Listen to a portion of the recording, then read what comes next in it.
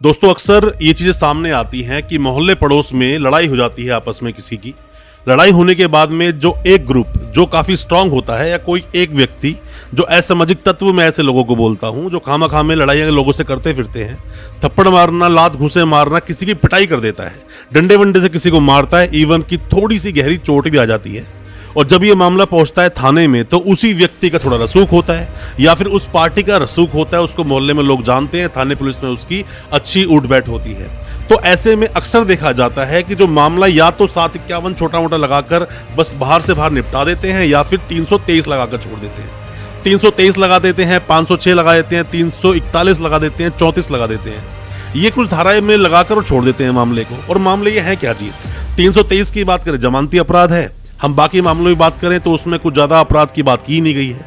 और 323 में भी अगर हम बात करें तो सिर्फ और सिर्फ 1 साल की पनिशमेंट है। दोस्तों आपके साथ लड़ाई झगड़ा हुआ, आपके साथ मार पिटाई हुई, आप पिटे हो उस चीज में और सामने वाली पार्टी बहुत स्ट्रांग है, तो आप कैसे उस केस को अच्छे से प्रेजेंट करेंगे? मतलब पुलिस स्टेशन में ही, और पुलिस स्टेशन में धाराएं लगा दी गई हैं 323 जैसी, जबकि मामला बनता है 326 का। और 326 में आपका केस ना भी आए तो भी कैसे आप उस मामले को अरेस्ट करवा सकते हो, ऐसे लोगों को, ऐसे मामले को सीरियस बना सकते हो। और ये लड़ाई झगड़े दोस्तों होते ही रहते हैं आस पड़ोस में, तो आपको पता होने चाहिए आपके अधिकारों के बारे में। आज मैं आपको बताऊंगा कि कब छोटी मोटी लड़ाई को भी आप सीरियस रूप दे सकते हैं अगर कोई जानबूझ के आपके साथ लड़ाई झगड़ा करता है। ज्यादा कुछ जानने के लिए दोस्तों बने रहिए हमारे इस वीडियो के साथ। नमस्कार दोस्तों, फिर एक बार स्वागत करता हूं आप सभी का अपने इस YouTube चैनल पर जिसका नाम है क्रिमिनल प्रैक्टिस और मेरा नाम है वीरेंद्र वर्मा। जैसा कि आप सभी जानते हैं, हम चीटिंग एंड फॉर्जरी जैसे संगीन केसेस पर डिस्कस करते हैं अपने इस चैनल पर और आपको बताते हैं आपके कानूनी अधिकार। अगर आपका भी नाम आया है किसी भी तरह के चीटिंग या फॉर्जरी जैसे संगीन केसेस में, तो हो सकता है कि ये वीडियो आपके बहुत काम का हो, इसलिए वीडियो को अंत तक पूरा देखें। दोस्तों ये अक्सर देखते हैं हम लोग कि डेली ही सुनाई देता है कि किसी भी गली मोहल्ले में या दो लोगों के बीच में लड़ाई झगड़ा हो गया या फिर रात को पी खाकर आपस में भिड़ गए लोग। और पिटने वाला जो व्यक्ति होता है, अगर वो कमजोर है या उसे कानून का नहीं पता या फिर उसके साथ कोई भी हेल्पिंग हैंड नहीं है, तो उसको खाना पूर्ति करके सिर्फ 323 की एक FIR बनाकर छोड़ दिया जाता है। सामने वाली पार्टी को उसके थाने में जमानत ले लेते हैं, फिर ये केस जाता है कोर्ट में, आप कुछ दिन कोर्ट में आते जाते हो, कॉम्प्रोमाइज होता है और केस खत्म हो जाता है। ये होता सिर्फ इसलिए क्योंकि आपको अपने अधिकारों के बारे में नहीं पता। दोस्तों अगर ये वीडियो आपको अच्छा लग रहा है तो अभी इस वीडियो को लाइक करें, ताकि इसी तरह की लाइक से हमें मोटिवेशन मिल सके और प्रोत्साहन मिल सके इसी तरह की लीगल अवेयरनेस की वीडियोस आप तक पहुंचाने के लिए। और आप अगर पहली बार आए हैं हमारे इस चैनल पर, पहली बार देख रहे हैं हमारे इस वीडियो को, हमारे चैनल को अभी सब्सक्राइब करें, साथ में लगा बेल आइकन जरूर दबा दें ताकि इसी तरह की लीगल अवेयरनेस की वीडियोस आप तक पहुंच सके सबसे पहले। और दोस्तों अगर किसी ने आपको ऐसे मारा पीटा है तो आपको उसके अगेंस्ट एक्शन तो करना ही चाहिए। अब बात क्या होती है दोस्तों कि जब हम 323 को समझते हैं, 323 कहता क्या है? 323 ये कहता है कि जब किसी के साथ कोई लड़ाई झगड़ा हुआ, छोटी मोटी मार पिटाई हुई, छोटी मोटी किसी के साथ में कोई चोट लगी, तो ऐसे मामले में सामने वाले पर अपराध होता है। अब अपराध भी 2 तरीके से बनता है। आप अगर इसमें पढ़ेंगे 319 को और 321 को तो आप बहुत अच्छे समझ जाएंगे, जहां बताया गया है कि 319 क्या है और 321 क्या है। 319 का मतलब क्या होता है कि मतलब अनजाने में चोट मारना, मतलब कि हम चोट मारना नहीं चाहते थे, चोट लग गई, तो 319 ये बोलता है। और 321 क्या बोलता है? जानबूझकर किसी को कोई चोट मारना। बट इनकी कोई खुद की अपने आप में तो सजा होती नहीं।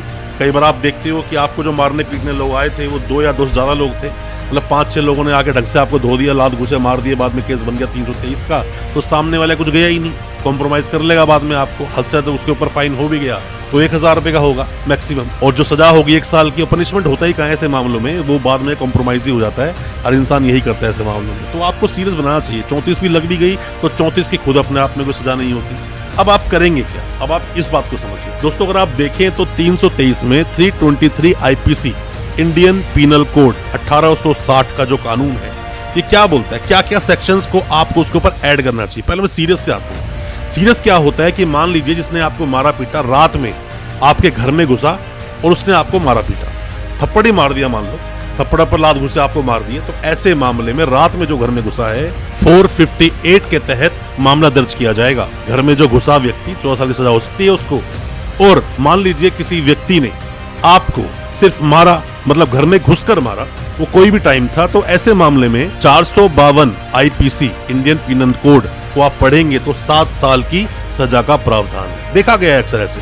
जब आसपास लड़ाई होती है तो एक आदमी घर के अंदर खड़ा होता है, घर के अंदर घुसकर सामने वाला व्यक्ति अपने आप को दबंगई दिखाने के लिए घर में घुस के मारना शुरू कर देता है। कई बार रात में दरवाजा खुलवा कर मारना शुरू कर दे। तो ऐसे मामलों बुक कर दो ऐसे बंदे को। तो आपने बुक कर दिया तो बंदा आराम से जेल जाएगा और ऐसे लोगों की जमानत थाने से नहीं होगी। मैं कई बार देखता हूं जब हमारे पास कॉल आते हैं, कभी कभी अभी रिसेंट में मेरे एक जानकार का कॉल मेरे पास आया कि भाई मैं दुकान में काम कर रहा था, लोग मेरे पास आए और पहले तो मेरे दरवाजे का बहुत गेट पीटा और जब मैंने गेट खोला घर में उसके लोगों ने मुझे खूब मारा पीटा और मार पीटे घसीट कर बाहर तक ले आए और मारते रहे मुझे। और वो सीसीटीवी में भी है वो चीज़ है। फिर भी जो एफआईआर कटी वो 323 की कटी। क्यों कटी? आपके साथ कोई समझदार व्यक्ति नहीं था। अपने साथ आपके कोई जानकार समझदार वकील साहब अगर हैं तो उनकी आप राय जरूर ले लिया कीजिए। कई बार ऐसा होता है सीरियस मामले को ही आपके वकील साहब बहुत ही नॉर्मल मामला बनवा देते हैं और बहुत नॉर्मल मामले को सीरियस बनवा सकते हैं, जैसे मैंने आपको 2 सेक्शन अभी बताए। चलो ये 2 सेक्शन थे, इसके अलावा आगे बढ़ते हैं हम लोग। अब मामला क्या होता है? मामला जाएगा सेशंस कोर्ट में, क्योंकि आपने इसके अंदर 458 भी ऐड करवा दी है। अब जो ट्रायल है, जो मामला जाना था पहले 323 का मजिस्ट्रेट साहब के पास, अभी यह मामला जाएगा सेशंस कोर्ट में।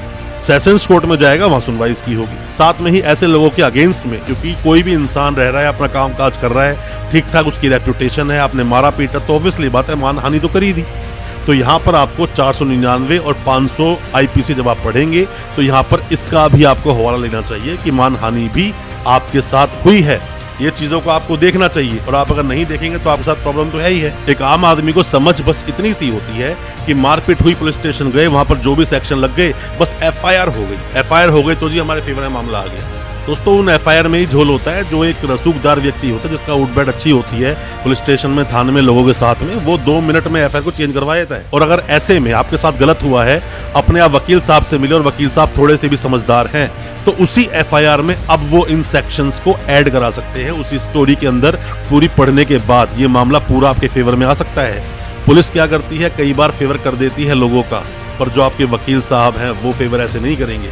आपके साथ जो वकील साहब हैं उनकी एडवाइस आप लीजिए, कंप्लेंट को उसी तरह से दीजिए। होता क्या है कि आप कंप्लेंट जब लेकर जाते हैं या बोलने के लिए जाते हैं, आप कंसल्ट नहीं करते कि होता क्या है, आप जाके स्टोरी बनाते हैं। दोस्तों सिर्फ और सिर्फ एक लाइन से पूरी एफआईआर बदल जा सकती है। पूरी एफआईआर बदल जाती है सिर्फ एक लाइन से। तो उन चीजों को सोच समझ कर बोले। मैं तो ये भी देखा है कि कई बार लड़ाई झगड़े होते हैं, रात को चाकू किसी को मार दिया, सर में कुछ टाँके वाके आए और उसके बावजूद भी मामला सीरियस बना नहीं, जबकि घर में घुसकर उसी के घर के अंदर पार्टी चल रही है, वहां घुसकर लोगों ने उसको मारा है और फिर भी सिर्फ सेक्शन क्या लगे, 323 और 34 आईपीसी लगाकर छोड़ दिया।